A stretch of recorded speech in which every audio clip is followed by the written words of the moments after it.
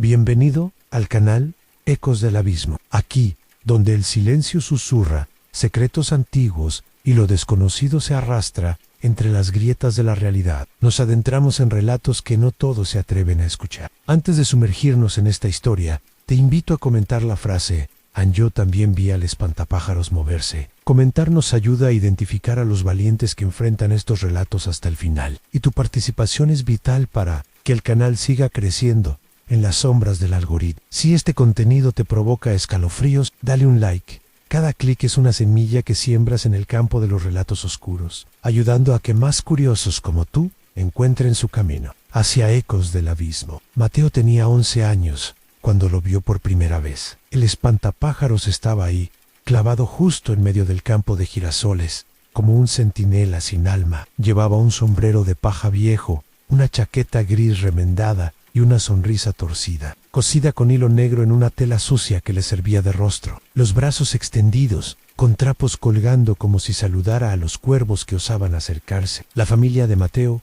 vivía en una zona rural del interior, rodeada de cerros bajos y caminos de tierra que se volvían barro cuando llovía. Eran agricultores humildes y desde hacía generaciones todos cuidaban el mismo terreno, pero nadie recordaba quién había puesto ese espantapájaros, ni su padre, ni su abuelo. Siempre había estado ahí, como si hubiese nacido con la tierra. Durante el día, Mateo lo observaba desde la ventana de su cuarto. A veces juraba que la sonrisa estaba más abierta, o que la cabeza se inclinaba hacia él, como si lo estuviera estudiando. Pero eran imaginaciones, decía su madre. Es solo un muñeco, hijo. Los espantapájaros no caminan. Pero entonces ocurrió la primera vez. Una mañana, cuando Mateo salió al campo con su padre para revisar el estado de los cultivos, notó algo extraño. El espantapájaros ya no estaba en medio del sembradío. En cambio, estaba más cerca del maizal, como si hubiese sido trasladado durante la noche.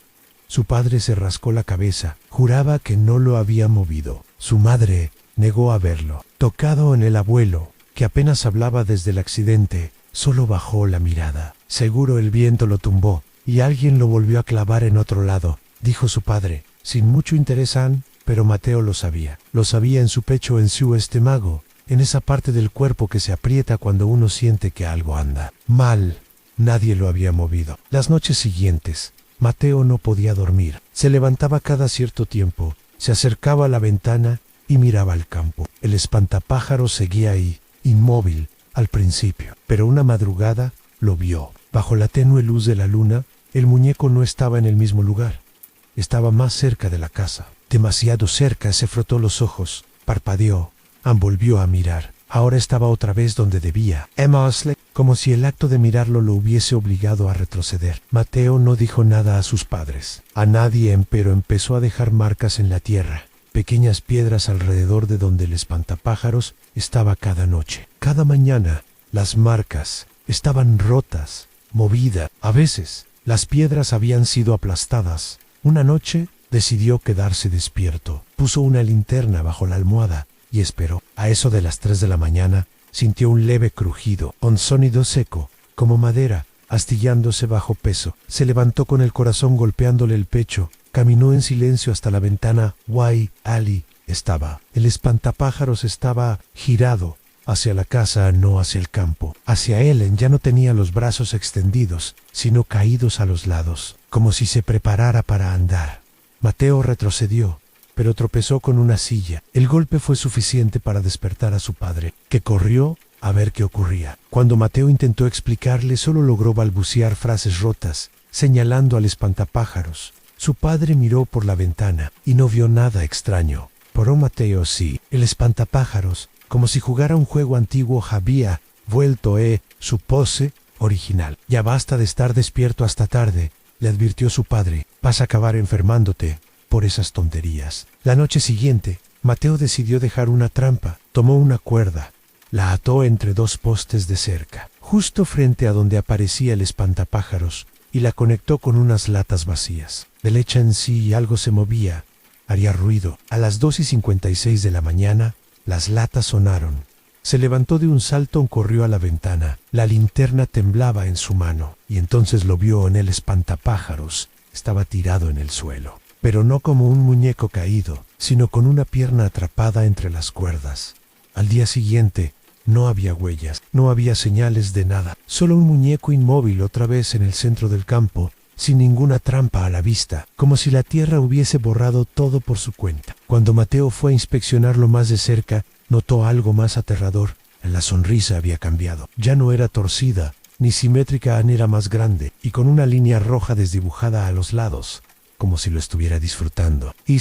Tarde, el abuelo lo llamó a solas. Le temblaban las manos, pero en su voz había urgencia. Le dijo que tenía que arrancar, que ese espantapájaros no era parte del campo, sino una maldición sembrada por alguien hace mucho tiempo, que cuando él era niño también lo vio moverse.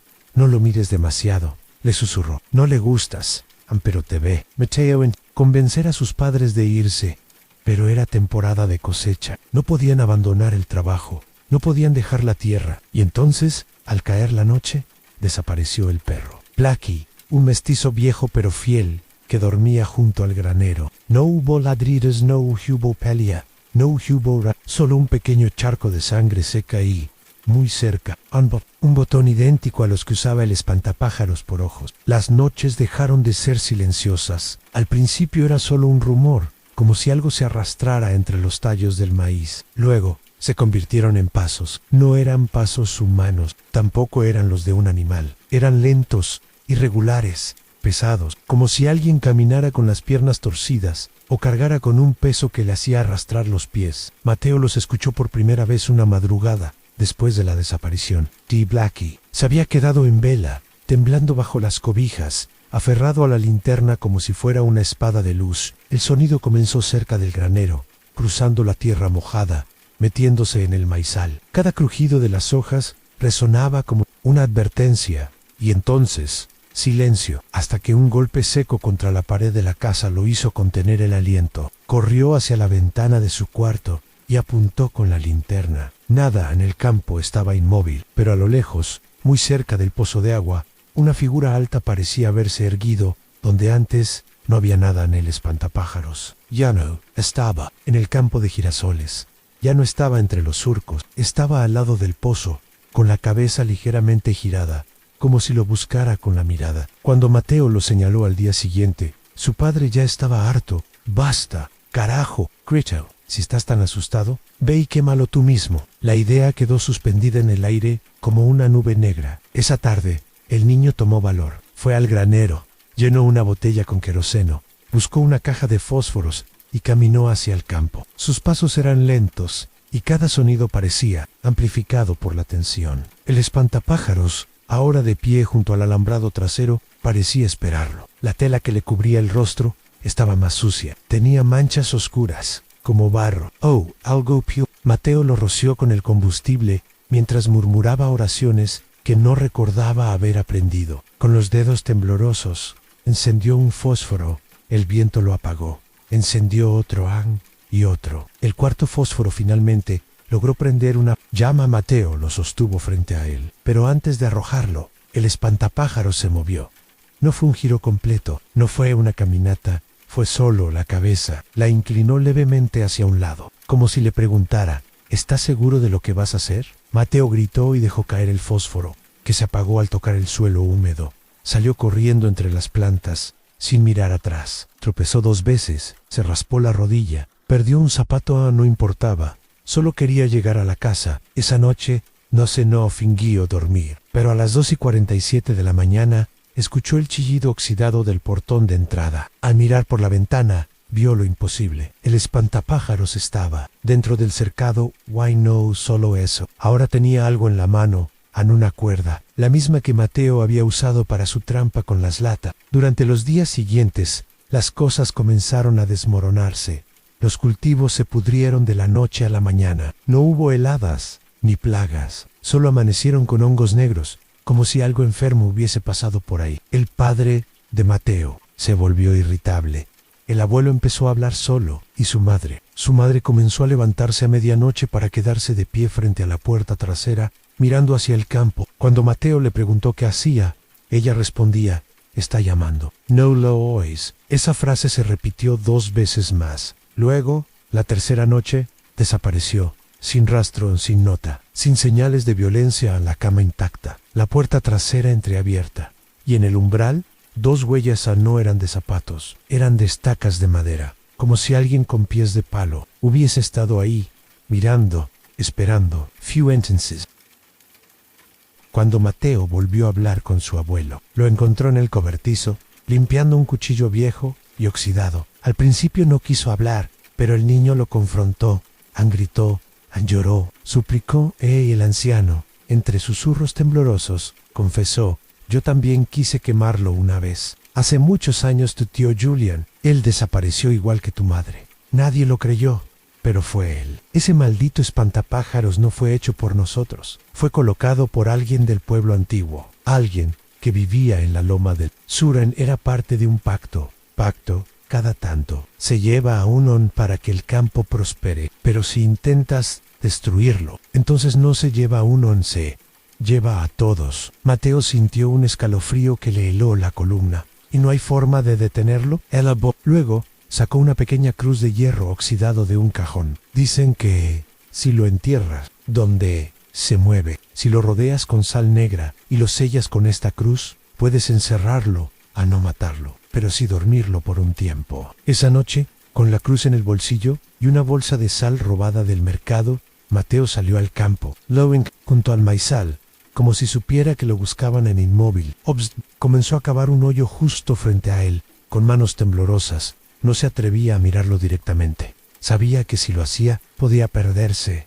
Pero entonces escuchó algo. Un murmullo bajo, gutural, que no salía de ninguna boca humana. Miró a Ann y el espantapájaros ya no estaba. Solo un instante después, lo sintió, detrás de él. Un olor agrio, a tela podrida, a tierra húmeda, el sonido de un trapo agitándose con el viento. Y una voz que no debería existir. Yo también fui un niño. Tú también serás uno de los míos. Mateo no recuerda exactamente cómo volvió a la casa esa noche. La cruz oxidada seguía en su bolsillo, pero la bolsa de sal ya no estaba. Sus manos estaban sucias, rasguñadas, y sus uñas tenían tierra bajo ellas, como si hubiese cavado con desesperación. No sabía si había gritado, no sabía si había llorado. Solo recordaba una sensación abrumadora de estar siendo observado, como si 1000 ojos se abrieran al unísono cada vez que pestañeaba. Al amanecer, la casa estaba en silencio. Demasiado silencio.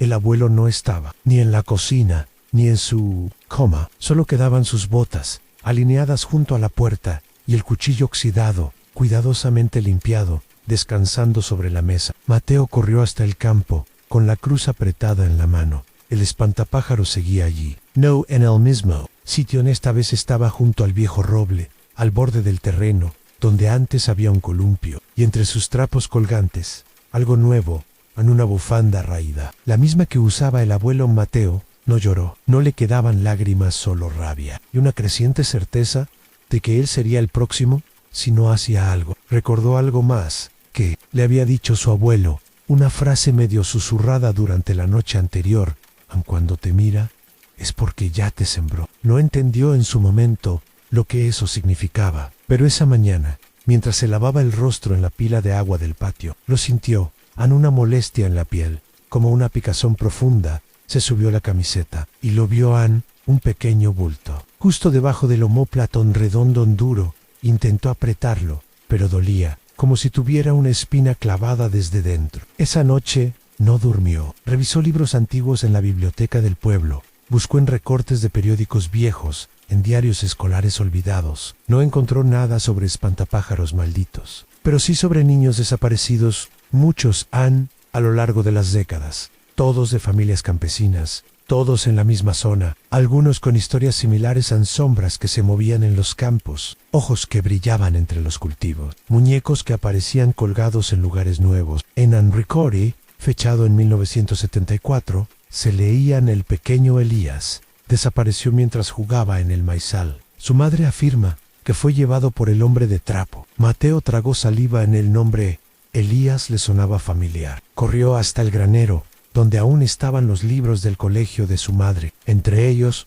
un cuaderno viejo, casi destruido por la humedad. En la portada, propiedad de Elías Tavares V grado. Elías no era un niño cualquiera, era su tío, y nadie nunca le había hablado de él. En la última página del cuaderno había algo escrito a lápiz, con trazos temblorosos: si lo ves moverse, ya es tarde. Si escuchas sus pasos, corre.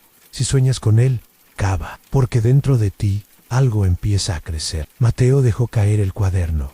La picazón en su espalda se volvió un ardor insoportable. Desesperado, tomó una decisión. Volvió al campo. Con una pala esta vez no buscaría enterrarlo. Esta vez lo desenterraría. Si ese monstruo había sembrado algo en él, entonces debía buscar lo que había sembrado en los demás. Comenzó a cavar donde lo había visto por primera vez, en medio del campo de girasoles. La tierra era blanda, húmeda. Cavó durante horas, hasta que golpeó algo duro. Pensó que era una raíz, pero no, era una caja de madera vieja, cubierta de símbolos tallados que no reconocía. La sacó con dificultad. Tenía un candado, oxidado, pero con el cuchillo del abuelo logró abrirla. Dentro había botones, cientos de botones de todos los tamaños, y pedazos de tela, y cabellos, dientes. Mateo cayó de rodillas. La caja temblaba, como si algo adentro quisiera salir. Pero lo más aterrador fue lo que encontró al fondo. Una foto en blanco y negro, descolorida por los años. En ella, 5 niños. Todos sonreían. Uno de ellos era su madre. Otro, el niño del cuaderno en el tercero, era un rostro que no conocía. Pero lo más espantoso estaba en la esquina de la imagen. Un espantapájaros detrás del grupo, con una mano sobre el hombro de su madre y la cabeza ligeramente inclinada hacia la cámara. Volvió corriendo a casa. La cruz seguía en su bolsillo. Sabía que tenía poco tiempo. Al entrar, el olor a tierra húmeda era insoportable. Había huellas por toda la sala y las paredes. Las paredes estaban escritas, con barro, con frases como uno más, y duermo tú me hube, y ese si me quemas, todos arderán. Mateo entendió entonces, no podía destruirlo, tenía que sellarlo. Buscó un círculo de piedras cerca del viejo roble, el lugar donde más veces lo había visto. Vertió la sal negra, colocó la cruz en el centro, y se sentó a esperar. La noche caó. A las 3 de la mañana, los pasos comenzaron. Han crujido. No corrió. Esta vez lo enfrentaría. El espantapájaros emergió del maizal, cubierto de tierra a tropos rasgueros, y con una cuerda colgando del cuello, como si alguien hubiese intentado ahorcarlo, sin éxito. Su sonrisa era más grande. Los botones brillaban como carbones encendidos. ¿Crees que puedes encerrarme?, dijo una voz que no salió de su boca, sino de la tierra, de los árboles, del aire mismo. Mateo tembló, pero levantó la cruz. Ya basta, susurró. Entonces, el círculo de sal comenzó a brillar tenuemente. La criatura se detuvo. Y por primera vez, gritó. No fue un grito humano, fue el lamento de todas las voces atrapadas, de todos los desaparecidos, de todos los niños que habían sido sembrados en su interior. Y luego, silencio. El espantapájaros cayó al suelo, pero no se deshizo, no se quemó, solo se quedó ahí. Mateo enterró la cruz con ambas manos, llorando, temblando, sellando el círculo. Al amanecer, el campo estaba en calma, pero esa noche, justo antes de dormir, notó algo. La picazón en su espalda había desaparecido, pero el bulto ya no estaban en su lugar. Había una pequeña cicatriz, como si algo hubiera salido de él, y en la ventana de su cuarto. Un cuervo lo observaba, con un botón cosido en lugar de un ojo. Mateo no habló del espantapájaros durante semanas. Nadie le habría creído. En el pueblo, las desapariciones eran apenas susurros del pasado, y los nombres de los niños perdidos estaban grabados en lápidas sin cuerpos. Solo su madre, quizás, habría entendido, pero ella ya no estaba. A la mañana siguiente al ritual, el espantapájaro seguía ahí, tendido dentro del círculo de sal y la cruz clavada en el centro. El rostro de tela parecía vacío, sin la sonrisa torcida ni los botones brillantes. Los trapos colgaban como piel marchita. Mateo no se atrevió a tocarlo, solo lo rodeó de piedras y lo cubrió con una lona, como si intentara ocultar una herida abierta en la tierra. La vida parecía volver poco a poco. Los cultivos brotaron de nuevo. Las hojas dejaron de ennegrecerse. El aire, antes espeso y cargado de un olor agrio, se tornó respirable. Incluso su padre, que no recordaba nada sobre la desaparición de la madre, como si la niebla del olvido se hubiera metido en su memoria, comenzó a sonreír. Pero Mateo sabía que aquello no era paz. Era una pausa, una respiración contenida por la tierra. Una noche, mientras dormía, Soñó que caminaba por un campo sin fin. No había luna, ni estrellas, ni sonidos, solo él y cientos de espantapájaros, clavados en el suelo, todos quietos, todos con la cabeza inclinada hacia él. Uno de ellos tenía su cara. Despertó con el corazón desbocado. Se revisó la espalda. Jalá. Cicatriz seguía allí, fría, perfecta, pero ahora tenía otra. En la muñeca. Pasaron 3 semanas, y una mañana, mientras iba a buscar agua al pozo, Mateo se detuvo en seco, al pie del roble, dentro del círculo de sal. Ya no había nada. En la cruz seguía clavada. Las piedras estaban en su sitio, pero el espantapájaros había desaparecido. Sintió un nudo en el estómago. No fue algo peor. Certeza. En esa noche no pudo dormir. Encendió la lámpara de aceite y se sentó frente a la ventana. Miró al campo durante horas. A las 2:51 de la mañana, algo se movió. Una sombra cruzó lentamente entre los maizales. No era un animal. No era una persona. Era alto y irregular, como si caminara descompuesto. Mateo no encendió la linterna. Solo observó y entonces lo vio. No al espantapájaros. A su madre. Caminaba entre las hileras, con el camisón blanco que usaba para dormir, los pies descalzos y la cabeza baja. Se detuvo a pocos metros del granero y sin alzar la vista, susurró: Mateo, Mateo, ¿me escuchas? Él no se movió. Sabía que no era real. Él lo supo cuando ella levantó la cara. Los ojos habían sido reemplazados por botones y de su boca colgaban hilos negros. Retrocedió, tropezó con la silla, cayó al suelo. Cuando volvió a mirar, ya no estaba. Durante los días siguientes, otras cosas comenzaron a cambiar. Las aves dejaron de cantar en la mañana. Los perros del pueblo aullaban sin razón.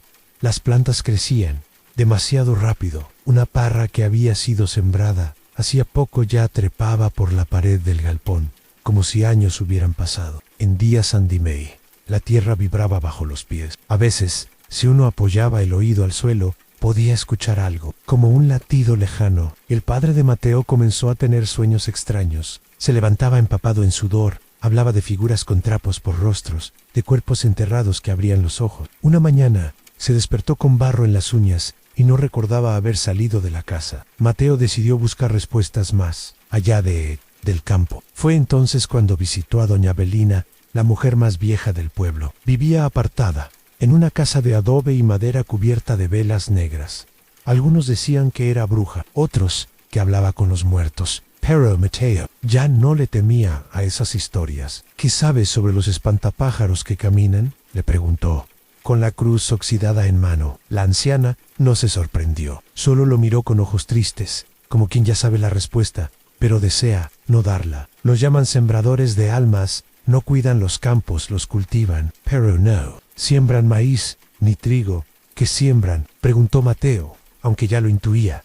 Nos siembran a nosotros. Ella le explicó que eran entidades antiguas, surgidas de pactos oscuros, hechos por colonos desesperados, por cosechas abundantes. A cambio, cada cierto tiempo, el campo reclamaba una vida. Pero si alguien intentaba interrumpir el ciclo, el sembrador despertaba, y cuando despierta, ya no pide. Toma. ¿Y cómo se detiene? Belina negó con la cabeza. No se detiene, Han, solo se desplaza. Como la mala semilla, se propaga. Y si lo enfrento, te enterrará por dentro, primero en sueños, luego en el cuerpo. Y si huyo, te seguirán hasta que vuelvas, o hasta que alguien más tome tu lugar. Esa noche, Mateo empacó pocas cosas. Iba a escapar. Tomaría la bicicleta y cruzaría los cerros hacia el pueblo vecino. Sabía que no podía enfrentarlo, no todavía. Pero mientras salía, algo lo detuvo. Un sonido en las botas de su padre golpeando el suelo. No caminaba. Avanzaba como arrastrado. Mateo se escondió tras la cortina y vio a su padre entrar a la cocina, con los ojos en blanco, con un sombrero de paja en la cabeza y la sonrisa cosida. Mateo contuvo el aliento. Su padre levantó la cabeza, o lo olió. Se giró, pero no lo vio. Solo murmuró: uno más y todo florecerá. Mateo escapó por la puerta trasera. Cruzó el campo corriendo, pero al llegar al borde, donde comenzaban los árboles, algo le impidió avanzar. No una cerca, no un muro, sino la sensación de que el aire se volvía sólido, como si el campo se hubiera cerrado y estaba atrapado. Y.L. Maizal comenzaba a susurrar su nombre. Mateo, Mateo. Volvió a la casa. No tenía otra opción. Al entrar, encontró en la mesa una hoja de papel, escrita con letra temblorosa, anera de su madre. Yo lo dejé entrar, lo llamé, quería que el campo viviera, pero el precio es eterno perdón. Hay una forma, una sola, el fuego. No lo pero la sangre, solo, solo un acto de amor verdadero puede sembrar el final en te quiero mamá. Mateo comprendió entonces, en el campo no olvidaba, el sembrador no perdonaba, pero había un sacrificio, uno que podía romper el ciclo, y esa noche él decidió hacerlo. Llenó el galpón de velas, rodeó el lugar con sal, colocó la cruz en el centro, y esperó a las 3 de la mañana. Llegó, el espantapájaros no caminaba, se arrastraba, como si el peso de las almas lo consumiera. Entró al galpón. Mateo lo miró de frente. Llévame a mí, susurró, pero déjalos ir. La criatura se detuvo, y por primera vez asintió. Y entonces el fuego comenzó a arder.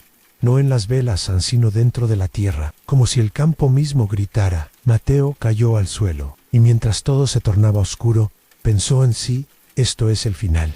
Al menos no habrá más cosechas malditas. La noche en que Mateo ofreció su vida, el campo ardió sin fuego. No hubo llamas visibles, pero los girasoles se torcieron, el maizal se secó de golpe y la tierra crujió como si respirara. Las raíces temblaron, los árboles gimieron y el aire se volvió espeso, lleno de una electricidad salvaje que quemaba. La piel era un incendio que no quemaba lo físico, sino lo que estaba debajo en la historia enterrada. Las almas consumidas, el pacto que alimentaba al sembrador desde hacía generaciones. Y entonces, silencio. Un silencio que dolía. Mateo abrió los ojos. Estaba tendido sobre la tierra fría. El círculo de sal se había desvanecido. Las velas estaban apagadas. El galpón era solo ceniza, y él seguía vivo. Confundido, se incorporó. Su cuerpo estaba cubierto de barro seco. La cicatriz en su espalda ardía con un calor extraño, como si algo dentro de él hubiera despertado, o hubiera salido. Miró a su alrededor. No había rastros del espantapájaros, ni del sombrero ni del trapo ni de la cuerda. Solo la cruz oxidada, partida en dos, y un único brote que crecía en medio del suelo, quemado en verde vivo. Nuevo. Mateo lo arrancó instintivamente, pero al hacerlo, una gota de sangre salió del tallo, y una voz antigua, agónica, le susurró al oído: nada muere si puede germinar. Pasaron días o semanas, no lo sabía con certeza. El tiempo parecía comportarse distinto ahora. Su padre ya no hablaba, caminaba por la casa como un fantasma, recogiendo herramientas, regando tierra seca, repitiendo palabras sin sentido. No recordaba nada, ni su esposa, ni a su padre. A veces ni a Mateo. Lo único que hacía era mirar hacia el campo con los ojos perdidos, como esperando que algo volviera. Mateo intentó reanudar la vida, pero nada era normal. Ni el cielo, ni los árboles, ni la tierra, en todo había cambiado. Las semillas que plantaba germinaban en una noche. Las frutas maduraban en un día, pero al cortarlas estaban huecas, vacías, como si fueran simulacros de vida, sin esencia, sin alma. Los animales no se acercaban. Las aves volaban en círculos, como desorientadas, y en el silencio de la madrugada aún se oía algo, un murmullo bajo la tierra, a una oración, un rezo antiguo. En Mateo comenzó a escribir en un cuaderno. Necesitaba registrar todo, porque sabía que no viviría para siempre, y lo que había enfrentado no podía repetirse. Si él no dejaba un rastro, alguien más caería en el mismo ciclo. Un día encontró, clavado en la puerta del granero reconstruido, un espantapájaros nuevo. No estaba allí el día anterior. Era pequeño, de trapos blancos, sin rostro, pero en su pecho, un botón negro. Mateo lo arrancó, lo pisoteó, lo quemó, pero al día siguiente había otro, y al siguiente otro más. Todos con botón, todos de trapo, todos sin rostro. Era como si el campo tratara de recordarle que la historia no había terminado. Entonces comenzaron los sueños. Mateo se veía a sí mismo, más viejo, caminando entre surcos verdes. Niños corrían alrededor, sonreían, plantaban semillas, pero cada vez que uno caía, el suelo se abría y se lo tragaba. En el cielo, un cuervo giraba en círculos, y en el horizonte, una figura quieta, alta, de brazos extendidos. Mateo intentaba correr hacia ella, pero nunca llegaba a la tierra, lo frenaba. Cuando despertaba, siempre encontraba tierra bajo las uñas. Why a veces, una hebra de hilo negro en la almohada. Cierta madrugada, se levantó empapado en sudor. Sintió una punzada en la palma de la mano. Al abrirla, vio una semilla. No una semilla cualquiera. Era oscura, brillante, palpitante. Recordó las palabras de su madre. En el fuego no lo destruye, pero la sangre lo alimenta. Entonces lo entendió. El espantapájaros no había desaparecido, solo había vuelto a sembrarse. Esta vez, dentro de él, la ofrenda no fue aceptada como final, fue absorbida como combustible. El sembrador se había dormido, pero su raíz seguía viva y crecía en su interior. Mateo quiso arrancarse la semilla. Fue al granero, buscó el cuchillo del abuelo, pero algo lo detuvo a la idea de que, al hacerlo, algo peor despertaría. Así que tomó una decisión. Si no podía arrancarlo, debía enjaularlo. Volvió a visitar a doña Avelina. Ella no habló, solo le entregó un libro viejo, de páginas rotas y cuero reseco, un grimorio rural, lleno de símbolos de protección y sellos de contención. Le enseñó a crear un cinturón de raíces, una mezcla de tierra, sangre propia, sal y cuerda negra. Lo ató alrededor de su pecho, y cada noche repetía un rezo en voz baja: en que la tierra duerma, que la semilla no despierte, que el sembrador olvide mi nombre. Amper una noche falló, estaba demasiado cansado, se quedó dormido sin atarse. Certeza, en esa noche no pudo dormir. Encendió la lámpara de aceite y se sentó frente a la ventana. Miró al campo durante horas. A las 2:51 de la mañana, algo se movió. Una sombra cruzó lentamente entre los maizales. No era un animal, no era una persona, era alto y irregular, como si caminara descompuesto. Mateo no encendió la linterna, solo observó y entonces lo vio. No al espantapájaros. A su madre caminaba entre las hileras, con el camisón blanco que usaba para dormir, los pies descalzos y la cabeza baja. Se detuvo a pocos metros del granero y, sin alzar la vista, susurró: Mateo, Mateo, ¿me escuchas? Él no se movió. Sabía que no era real. Él lo supo cuando ella levantó la cara. Los ojos habían sido reemplazados por botones y de su boca colgaban hilos negros. Retrocedió, tropezó con la silla, cayó al suelo. Cuando volvió a mirar, ya no estaba. Durante los días siguientes, otras cosas comenzaron a cambiar. Las aves dejaron de cantar en la mañana. Los perros del pueblo aullaban sin razón. Las plantas crecían demasiado rápido. Una parra que había sido sembrada hacía poco ya trepaba por la pared del galpón, como si años hubieran pasado. En días Andimei, la tierra vibraba bajo los pies. A veces, si uno apoyaba el oído al suelo, podía escuchar algo, como un latido lejano. El padre de Mateo comenzó a tener sueños extraños. Se levantaba empapado en sudor, hablaba de figuras con trapos por rostros, de cuerpos enterrados que abrían los ojos. Una mañana, se despertó con barro en las uñas y no recordaba haber salido de la casa. Mateo decidió buscar respuestas más allá del campo. Fue entonces cuando visitó a doña Avelina, la mujer más vieja del pueblo. Vivía apartada, en una casa de adobe y madera cubierta de velas negras. Algunos decían que era bruja, otros que hablaba con los muertos. Pero Mateo ya no le temía a esas historias. ¿Qué sabes sobre los espantapájaros que caminan?, le preguntó, con la cruz oxidada en mano. La anciana no se sorprendió, solo lo miró con ojos tristes, como quien ya sabe la respuesta, pero desea no darla. Los llaman sembradores de almas, no cuidan los campos, los cultivan, pero no siembran maíz ni trigo. ¿Qué siembran?, preguntó Mateo, aunque ya lo intuía. Nos siembran a nosotros. Ella le explicó que eran entidades antiguas, surgidas de pactos oscuros, hechos por colonos desesperados, por cosechas abundantes. A cambio, cada cierto tiempo, el campo reclamaba una vida. Pero si alguien intentaba interrumpir el ciclo, el sembrador despertaba, y cuando despierta, ya no pide. Toma. ¿Y cómo se detiene? Belina negó con la cabeza. No se detiene, Han, solo se desplaza. Como la mala semilla, se propaga, y si lo enfrento, te enterrará por dentro, primero en sueños, luego en el cuerpo, y si huyo, te seguirán hasta que vuelvas, o hasta que alguien más tome tu lugar. Esa noche, Mateo empacó pocas cosas. Iba a escapar. Tomaría la bicicleta y cruzaría los cerros hacia el pueblo vecino.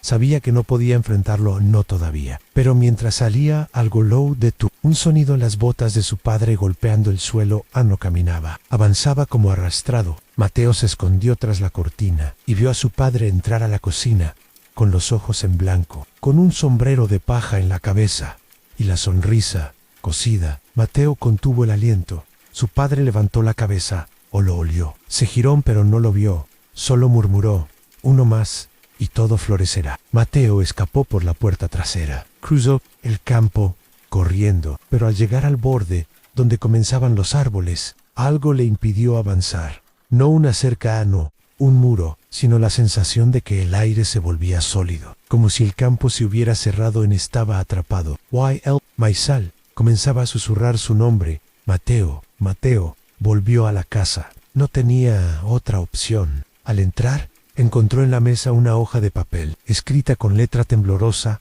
era de su madre. Yo lo dejé entrar, lo llamé, quería que el campo viviera, pero el precio es eterno perdón. Hay una forma, una sola, el fuego. No lo pero la sangre, solo, solo un acto de amor verdadero puede sembrar el final en te quiero mamá. Mateo comprendió entonces, en el campo no olvidaba, el sembrador no perdonaba, pero había un sacrificio, uno que podía romper el ciclo, y esa noche, él decidió hacerlo. Llenó el galpón de velas, rodeó el lugar con sal, colocó la cruz en el centro, y esperó. A las 3 de la mañana, llegó. El espantapájaros no caminaba, se arrastraba, como si el peso de las almas lo consumiera. Entró al galpón. Mateo lo miró de frente. Llévame a mí, susurró, pero déjalos ir. La criatura se detuvo, y por primera vez, asintió. Y entonces, el fuego comenzó a arder. No en las velas, sino dentro de la tierra, como si el campo mismo gritara. Mateo cayó al suelo, y mientras todo se tornaba oscuro, pensó en sí: esto es el final. Al menos, no habrá más cosechas malditas. La noche en que Mateo ofreció su vida, el campo ardió sin fuego. No hubo llamas visibles, pero los girasoles se torcieron. El maizal se secó de golpe, y la tierra crujió como si respirara. Las raíces temblaron, los árboles gimieron, y el aire se volvió espeso, lleno de una electricidad salvaje que quemaba. La piel era un incendio que no quemaba lo físico, sino lo que estaba debajo en la historia enterrada. Las almas consumidas, el pacto que alimentaba al sembrador desde hacía generaciones. Y entonces, silencio. Un silencio que dolía. Mateo abrió los ojos. Estaba tendido sobre la tierra fría. El círculo de sal se había desvanecido. Las velas estaban apagadas. El galpón era solo ceniza, y él seguía vivo. Confundido, se incorporó. Su cuerpo estaba cubierto de barro seco. La cicatriz en su espalda ardía con un calor extraño, como si algo dentro de él hubiera despertado, o hubiera salido. Miró a su alrededor. No había rastros del espantapájaros, ni del sombrero ni del trapo ni de la cuerda. Solo la cruz oxidada, partida en dos, y un único brote que crecía en medio del suelo, quemado en verde en vivo. Nuevo. Mateo lo arrancó instintivamente, pero al hacerlo, una gota de sangre salió del tallo, y una voz antigua, agónica, le susurró al oído: nada muere si puede germinar. Pasaron días o semanas, no lo sabía con certeza. El tiempo parecía comportarse distinto ahora. Su padre ya no hablaba, caminaba por la casa como un fantasma, recogiendo herramientas, regando tierra seca, repitiendo palabras sin sentido. No recordaba nada, ni su esposa, ni a su padre. A veces ni a Mateo. Lo único que hacía era mirar hacia el campo con los ojos perdidos, como esperando que algo volviera. Mateo intentó reanudar la vida, pero nada era normal. Ni el cielo, ni los árboles, ni la tierra, en todo había cambiado. Las semillas que plantaba germinaban en una noche. Las frutas maduraban en un día, pero al cortarlas estaban huecas, vacías, como si fueran simulacros de vida, sin esencia, sin alma.